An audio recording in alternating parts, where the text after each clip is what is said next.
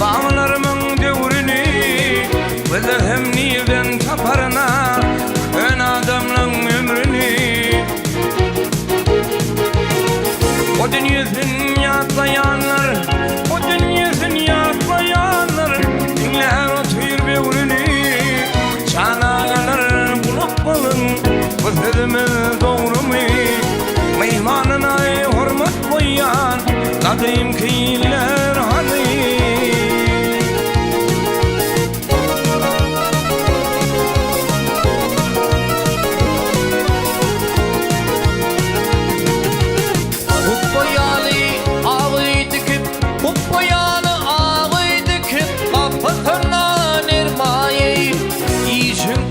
Boş koy vermez gönüle barsın zaya.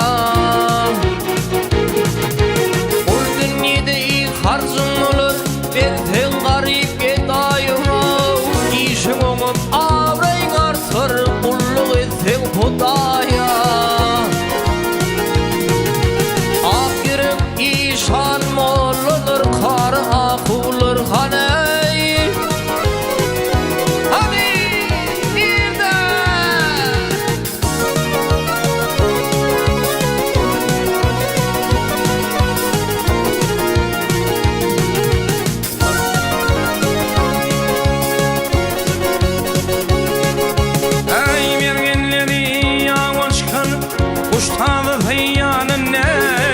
Arkadadır at yanı beş cevher bıçak kıymanla.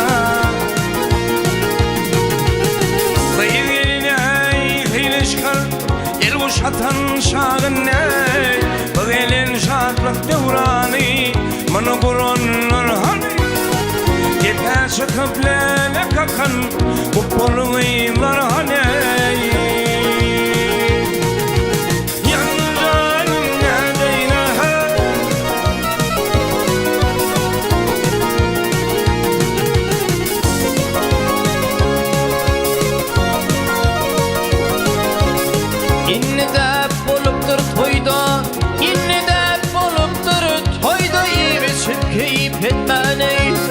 Merhumun kadrı bilinir, dost gelyer yaz tutmana. Dost dinin doğun mulyar gelyer toyun tutmana hey.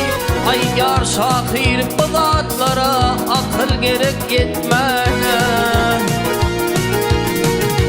Kadrın